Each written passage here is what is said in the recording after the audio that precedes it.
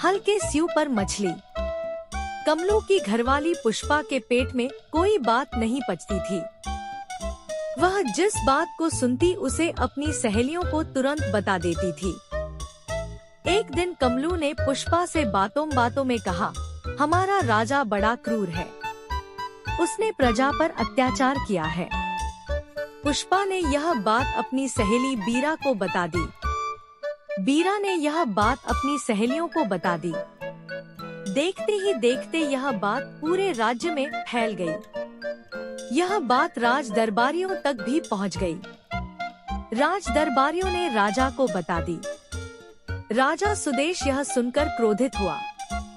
राजा सुदेश ने कमलू को राज दरबार में पेश होने का हुक्म दिया। कमलू को पता नहीं था राजा ने उसे क्यों बुलाया है। दूसरे दिन कमलू राज दरबार में हाजिर हो गया। तुमने हमें क्रूर और अत्याचारी कहने की हिम्मत कैसे की? क्या तुम्हें अपनी जान प्यारी नहीं है? राजा के क्रोध भरे प्रश्न सुनकर कमलू डर गया। उसकी समझ में आ गया कि जरूर पुष्पा ने ही यह बात फैलाई होगी, पर अब क्या किया जा सकता है। कमलू कुछ सोचते हुए बोला, महाराज, मैंने आपको कभी क्रूर और अत्याचारी नहीं कहा। सुना है सबसे पहले तुमने ऐसा अपनी पत्नी से कहा। नहीं महाराज, मैंने ऐसा कभी नहीं कहा। आपको मेरी बात पर विश्वास नहीं है तो मैं आज से 3 दिन बाद अपनी पत्नी को लेकर आपके दरबार में हाजिर हो जाऊंगा। तब आप मेरे सामने मेरी पत्नी से पूछना, सच्चाई पता चल जाएगी। कमलू की यह बात सुनकर राजा ने कमलू को उसकी पत्नी के साथ आने की आज्ञा दे दी। राज दरबार से कमलू घर वापस लौट आया। दूसरे दिन वह आम के बगीचे में गया। उसने बहुत सारे आम तोड़े। वह बाजार से गुड़ भी लाया। वह चीड़ के जंगल चला गया। उसने चीड़ के पेड़ों पर रस्सी से आम बांध दिए। उसने जंगल में चीड़ की पड़ी हुई इमारती लकड़ी पर गुड़ पीस कर लगा दिया। अब वह पुष्पा को चीड़ के जंगल घुमाने ले गया। जंगल में चीड़ के पेड़ पर आमों को देखकर वह आश्चर्य से बोली, अरे, चीड़ के पेड़ों पर आम। आगे बढ़ने पर उसने चीड़ की कटी हुई इमारती लकड़ी पर गुड़ चिपका हुआ देखा। उसे आश्चर्य हुआ।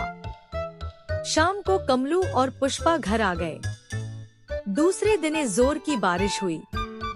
कमलू ने छत से कुछ अरसे चावल को कूटकर बना गया एक पकवान छत से नीचे की ओर फेंक दिए। पुष्पा बोली, ये अरसे कहाँ से गिर रहे हैं? कमलू छत से नीचे आकर बोला, आज तो अरसों की बारिश हो रही है।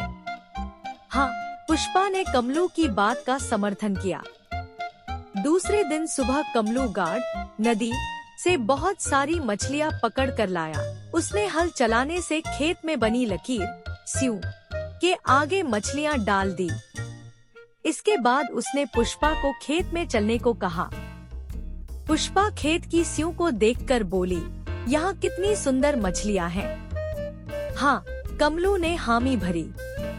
अगले दिन कमलू ने पुष्पा को बताया कि उन दोनों को राजा सुदेश के दरबार में पेश होना है। वे दोनों राजा के दरबार में पहुंच गए। क्या आपके पति ने आपसे हमारे बारे में कुछ कहा था? राजा सुदेश ने पुष्पा से पूछा। हाँ, हमारा राजा बड़ा क्रूर है, उसने प्रजा पर अत्याचार किया है। पुष्पा ने जवाब दिया। कमलू, तुम कह रहे थे तुमने हमें अत्याचारी और क्रूर कभी नहीं कहा। तुम्हारी पत्नी कहती है कहा। अब तुम्हें अपनी जान से हाथ धोना पड़ेगा। राजा गुस्से से बोला।